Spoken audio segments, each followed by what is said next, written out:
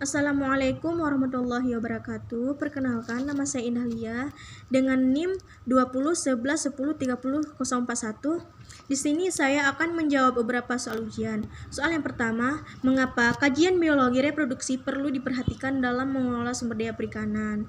Nah, pentingnya biologi reproduksi dalam mengelola sumber daya perikanan yaitu untuk dapat menentukan ikan layak tangkap, untuk dapat mengetahui kapan waktu ikan memijah, untuk mengetahui dan untuk membedakan stok ikan jantan dan betina serta dapat mengetahui fekunditasnya. Karena dengan kita mempelajari biologi reproduksi ikan, maka tidak akan ikan ini dikhawatirkan akan mengalami penurunan jumlah stok atau kepunahan karena penangkapan yang overfishing tanpa memerhatikan habitat ikan dan biologi reproduksi ikan. Maka perlu pengelolaan sumber daya perikanan segera dilakukan untuk mengatasi hal ini. Kajian mengenai aspek reproduksi biologi diharapkan dapat menjadi informasi dasar bagi pengelola sumber daya perikanan baik untuk kegiatan budidaya, penangkapan maupun usaha pelestarian bagi ikan. Soal yang kedua, bagaimana cara menentukan musim pemijahan ikan? Nah, menurut saya, yang saya ketahui berdasarkan dari tingkat kematangan gonad yang sudah matang gonadnya. Di sini saya memberikan contoh dari jurnal yang saya kutip yaitu pemijahan pada ikan masing-masing. Di mana pada jurnal reproduksi ikan masing-masing yang saya baca menjelaskan bahwa pemijahan ikan terjadi tingkat kematangan gonad 4, di mana distribusi perkembangan tingkat kematangan gonad dari populasi ikan masing-masing di Sungai Bantimurung, baik dari Sungai Sawaye, Sungai Janaye, dan Sungai Anasaye berbeda-beda pada setiap bulan.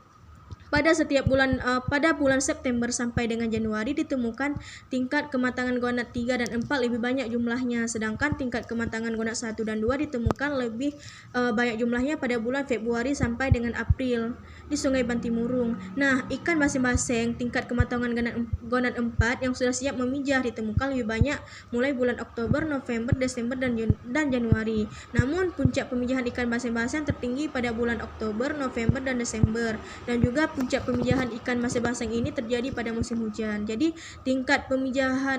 pemijahan ikan masing-masing ini terjadi pada tingkat kematangan gonad 4 dan juga terjadi pada sewaktu-waktu musim hujan.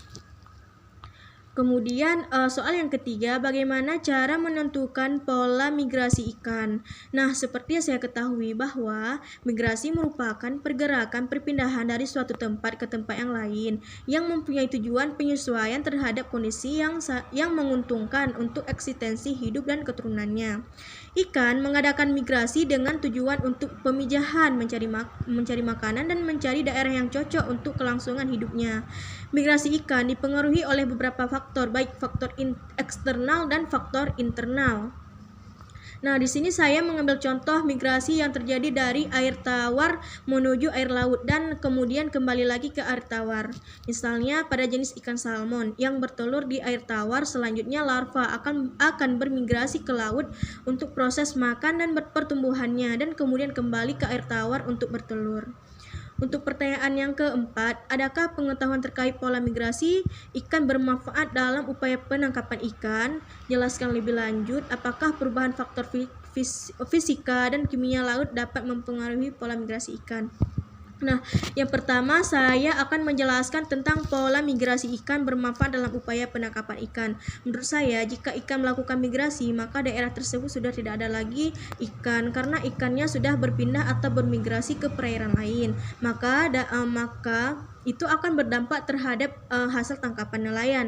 Tetapi ada juga manfaatnya terhadap nelayan. Pada saat ikan bermigrasi, si nelayan tiba-tiba menjatuhkan alat penangkapan searah dengan migrasi ikan dan otomatis si ikan tertangkap. Maka itu dapat bermanfaat bagi nelayan, tetapi mengurangi stok ikan, di mana saat ikan migrasi, kadang si ikan mencari tempat yang aman untuk memijah. Jika sudah tertangkap, maka habitat ikan akan berdampak negatif. Jadi, migrasi ikan ada berdampak positif, yaitu menguntungkan nelayan, dan berdampak negatif juga karena terhadap habitat ikan berkurang dan merugikan nelayan. Tidak ada ikan di perairan yang ingin dijadikan penangkapan ikan.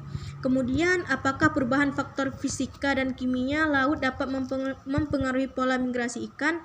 Iya, karena seperti yang kita ketahui bahwa ikan migrasi karena ikan mengadakan migrasi dengan tujuan untuk pemijahan, mencari makanan dan mencari daerah yang cocok untuk kelangsungan hidupnya. Jadi faktor kimia fisika di mana jika suhu, salinitas, pH, arus, gelombang, kecerahan, sedimen, bahan pencemar nutrien berkurang, jika faktor kimia fisika tidak sesuai atau tidak cocok untuk habitatnya, maka ikan akan bermigrasi karena faktor-faktor ini dapat mempengaruhi kondisi biologi dan kelimpahan serta distribusi ikan.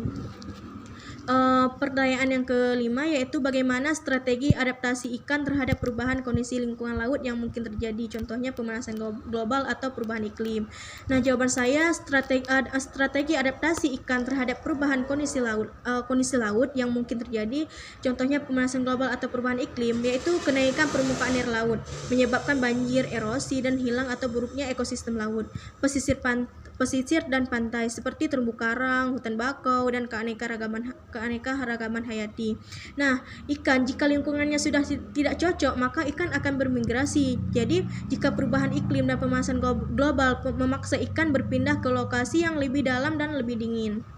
Karena dampak dari perubahan iklim global mempengaruhi pertumbuhan ikan serta menyebabkan berbagai spesies ikan akan menghilang, baik pergi dari lautan Indonesia maupun karena kematian akibat perubahan iklim global. Sekian yang dapat saya paparkan, lebih dan kurang saya mohon maaf. Saya akhiri dengan wabillahi taufiq wal hidayah. Wassalamualaikum warahmatullahi wabarakatuh.